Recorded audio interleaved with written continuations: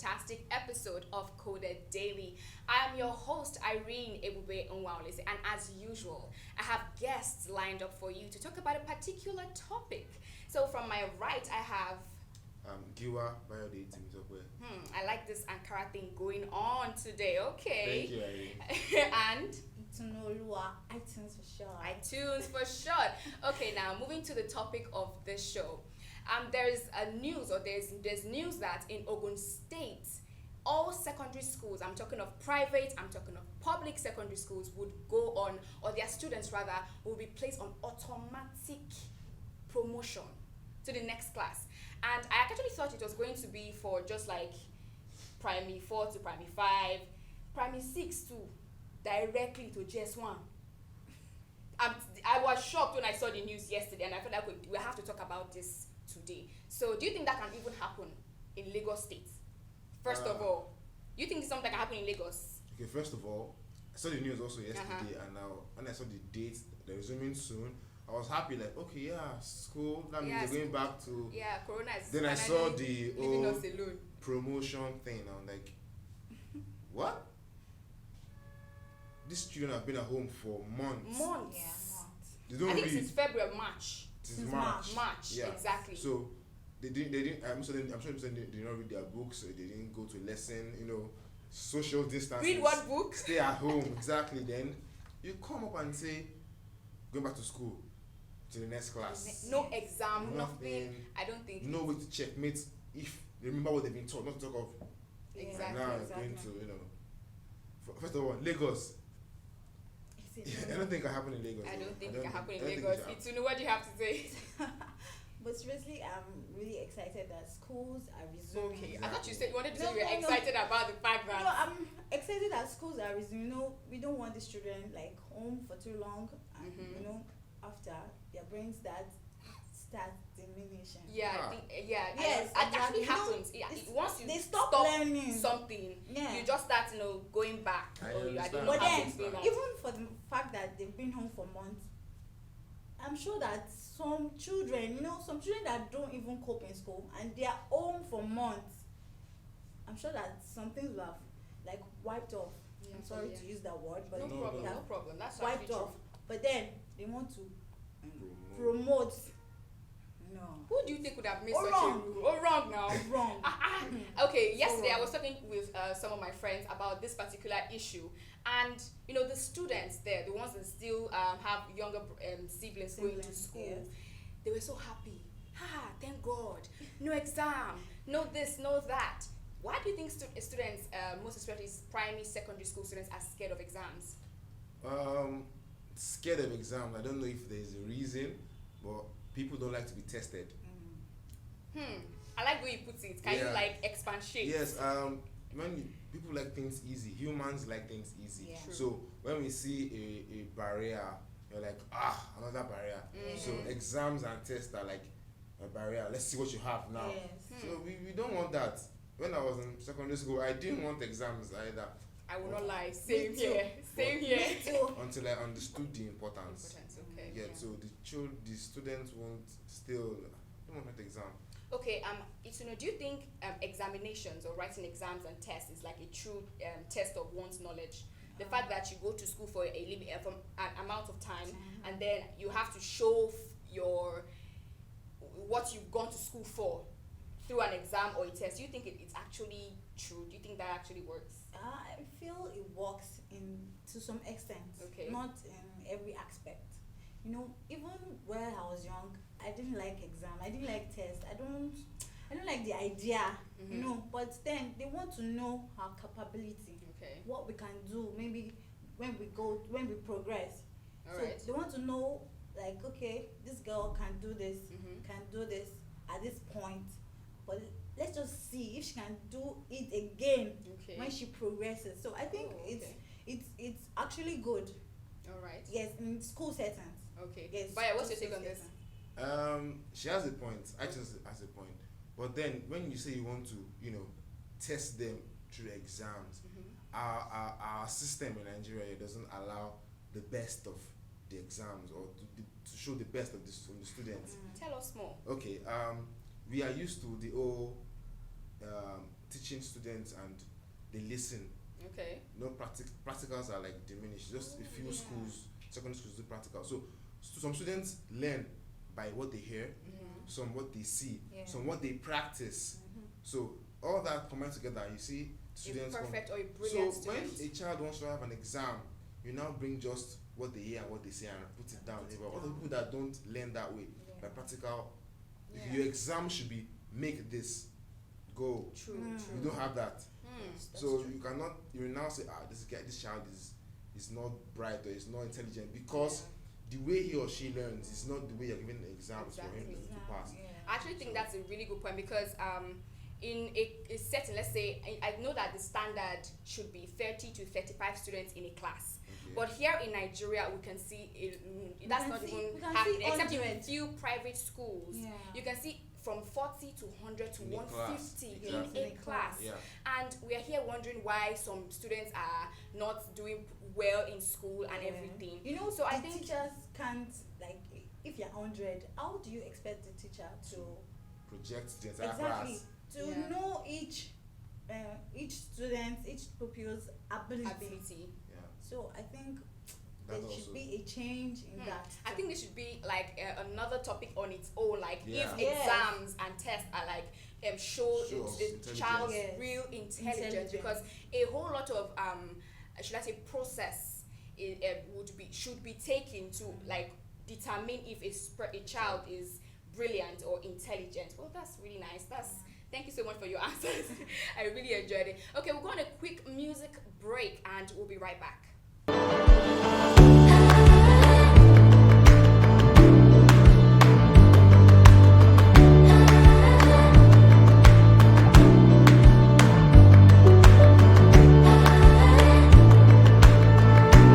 Welcome back, guys. Still on this topic. Now, I'm just wondering what the people in Ogun State would be thinking of right now. Like, but my child didn't read, didn't study for so long, and then. Cut you there? Okay, yes, please.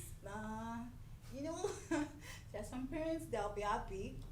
Yes, I'm seeing this. There are some parents that'll be happy about this. Why? I don't want to say it's progress or promotion. Yes, about promotion, because they'll feel like it's a waste of time to go back to the other class, and the promotion will be a good thing, but then it's not.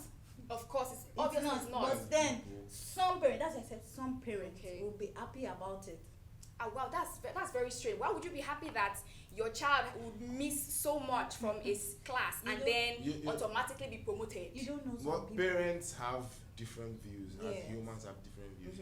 Some parents will be happy that the school or the government thought it wise for the time wasted. Let's not waste their time and let's push them forward. Exactly. Some parents will be happy about that. While some will say, no, I want my child to learn. Let me give you a small gist. Okay. Just me. When I was younger, I was in primary 2. My dad said I should do primary 2 again. Why? He said my age and my class don't match. That I shouldn't. Don't rush, brother. Stay primary 2 again, so your age and your class will be on the same. That is my dad. Okay. Some parents will like, let him just go. He's smart. I have a similar story do that. So my younger actually sister have sorry to cut you short. I actually part of that percentage of students where my parents thought she's bright, she's good. Oh yeah. From primary 4, I went straight to J1. Wow. Yes.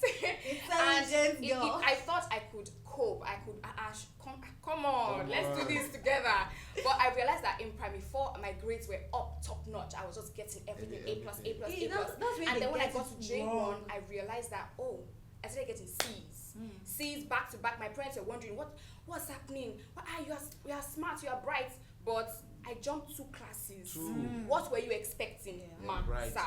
They didn't even allow you in primary 5. Then you can go straight to JSS1, but straight from primary 4. Yes. You know, they're just parents are like that. You know, they're like, she's doing well. Let's just give her.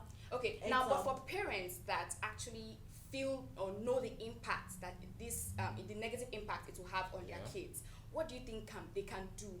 Or what do you think can be done to this situation? First of all, if the parent knows the negative impact it's going to on their child, then and the parent still continues, and the parents needs help, or he or she needs help. So what you're saying is, even if the government says go to the next class, you are taking your child back to the class. If I were the parent, yes, I will do that, because you are setting a foundation for the child, right? Okay. So what you are building on, and then you keep building and keep growing. If that part is bad, it's imagine building a house and you are building like, let's say 5 stories, 6 stories, Okay. and somewhere on the first floor is bad.